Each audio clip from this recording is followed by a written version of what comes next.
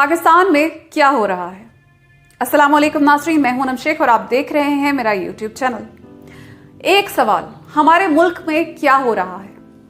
क्या जो आज हम देख रहे हैं यही दिन देखने के लिए हमारे आबाओ अजदाद ने कुर्बानियां दी थी?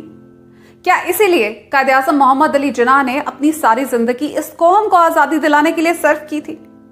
क्या यही थी वो कौम जिसने ये वतन हासिल किया था? याद कीजिए वो वक्त जब तहरीके आज़ादी अरूज पर थी। वो आपके मेरे बड़े ही थे जिन्होंने एक नेक मकसद के लिए अपना तन मन धन सब कुछ कुर्बान किया। क़याम पाकिस्तान के वक्त जिन्ना की क़यादत में दुनिया ने एक ऐसी कौम देखी जिसकी जुबान पर एक नारा था, आज़ादी का नारा। एक ही मुतालबा था, खुद मुख्तारी का। एक ही जज्बा था, अपनी ज़मीन हासिल करना। एक ही मकसद था, सर उठा कर जीना। एक ही अज़म था, बातिल के खिलाफ आवाज़े हक बुलंद करना। एक ही जनून था, आज़ादी का जनून। एक ही मंजिल थी, इस्लामी जमहूरिया पाकिस्तान। और फिर मिला हमें हमारा ये वतन। लेकिन वक्त देखिए कैसे बदलता है, क्या कुछ दिखाता है। आज वही इस्लामी जमहूरिया पाकिस्तान है, आज वही कौम है, आज वही ज़मीन है, लेकिन मकसद बदल चुके हैं। इरादे कमज़ोर पड़ गए हैं, मंजिल धुंधला गई है, जज्बा झाग की तरह बैठ गया है। और नारे उनका तो मत ही पूछिए।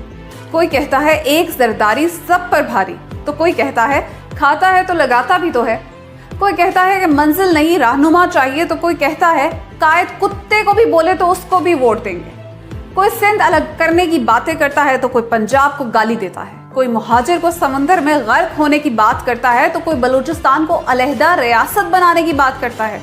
कोई किसी को काफिर कहता है, कोई किसी को यहूदी कहता है, कोई किसी को डाकू कहता है तो कोई किसी को चोर कहता है। आज पाकिस्तान अंदर से तकसीम दर तकसीम है। क्यों? क्योंकि कोई सवाल करने वाला नहीं रहा, कोई पूछने वाला नहीं रहा कि ये मुल्क जिसकी बुनियादों में मेरे अजीजों का खून शामिल है, क्यों इसको नोच खा रहे हो? ये ज़मीन जिसको हासिल करने के लिए मेरे माँ बाप कट मरे, क्यों इस ज़मीन को बंजर बना रहे हो?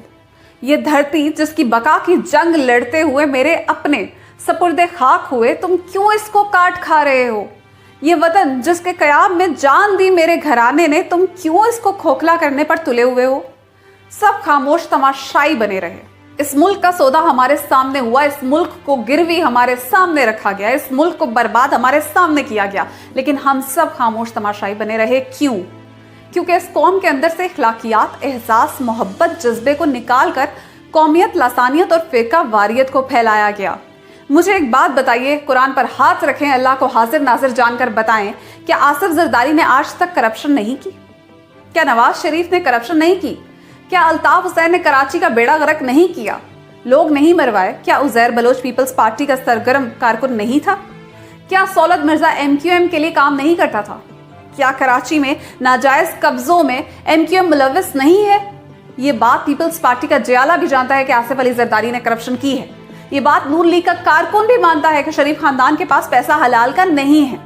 ये बात जी अल्ताफ कहने वाला भी समझता है कि अल्ताफ हुसैन ने कराची में खून रेजी बर्पा की है।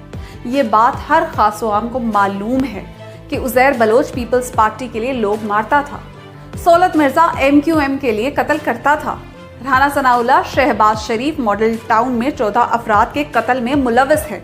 लेकिन फिर भी हम टस से मस नहीं होते। फिर भी हम कहते हैं कि अगली बारी फिर जरदारी। फिर भी हम कहते हैं कि देखो देखो कौन आया, शेर आया, शेर आया। फिर भी हम मजलूमों का साथी अल्ताफ हुसैन को समझते हैं।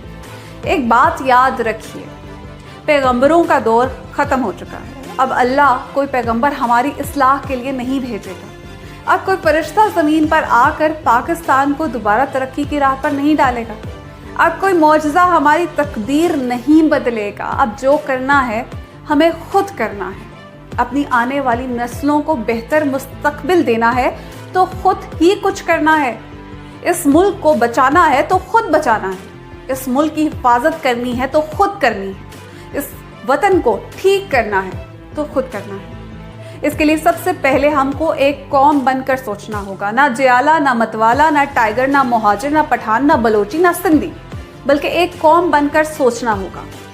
ये फैसला हमें करना होगा कि क्या हमें इन लोगों को अपने सरों पर दोबारा मुसल्लत करना है जो इस मुल्क का खून चूसते रहे, इस मुल्क का पैसा खा गए और डकार भी ना ली। क्या हमें इन खानदानों की ही गुलामी करनी है? क्या सिंध में कयामत तक भुट्टो जिंदा रहेगा? क्या नवाज शरीफ हर बार NRO लेकर आएगा और फिर इस मुल्क पर वजीर आज़म बन जाएगा? इसके बाद उसकी बेटी, उसके बाद उसके बच्चे इस मुल्क पर हुकूमत करते रहेंगे? क्या यही इस मुल्क की तकदीर है? क्या हमको अंग्रेज़ों की गुलामी के बाद खानदानों की गुलामी करनी है? ये हमें सोचना होगा। इमरान खान अकेला क्या कर लेगा?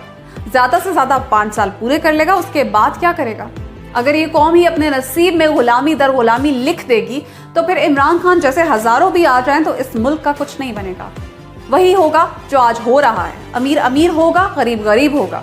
वोट को इज्जत नोटों से मिलेगी। जो जितना करप्ट होगा उतना बड़ा लीडर समझा जाएगा। जमहूरियत के नाम पर सड़कें, इमारतें, सरकारी इदारे, आपका और मेरा मुस्तकबिल भी गिरवी रखा जाएगा। नवाज शरीफ पंजाब पर हुकूमत करेगा, सरदारी सिंध का सत्यानाश करेगा। बिलावल और मरियम के बाद उनके आने वाले बच्चे हमारे बच्चों पर हुकूमत करेंगे। मौलाना फजलुर रहमान जैसे मुनाफिक इस्लाम के नाम पर मिनिस्टर इनक्लेव में लस्सियां पिएंगे। डकारे लेते हुए सियासी मुखालफिन को काफिर, यहूदी और कादियानी करार देंगे। नौकरियां अपनों में बांटी जाएंगी। हजारों गुल्लू बट पैदा होंगे। खानदानी राज होगा। मैं और आप गुलाम होंगे। अगर ये मुस्तकबिल आप चाहते हैं तो बेशक लगाइए इस नारा जरदारी सब पर भारी का। अगर यही तकदीर में लिख दिया है तो कीजिए दुआ कि एक बार फिर शेर आ जाए। और अगर वाकई चाहते हैं कि आप नहीं तो आपके आने वाले बच्चे एक बेहतर मुस्तकबिल देख सकें तो भले इमरान खान को कुर्सी से हटा दीजिए, लेकिन खुदा के वास्ते इन 2 खानदानों को दोबारा इक़्तिदार में मत आने दीजिए।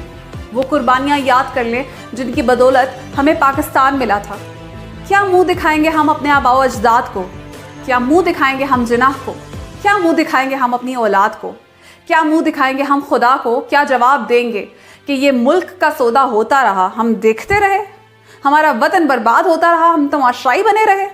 हमारी माँ के दाम लगते रहे और हम अपने हिस्से के इंतज़ार में रहे? सोचिए। मिलते हैं अगली वीडियो में। अपना ख्याल रखिएगा। पाकिस्तान जिंदाबाद।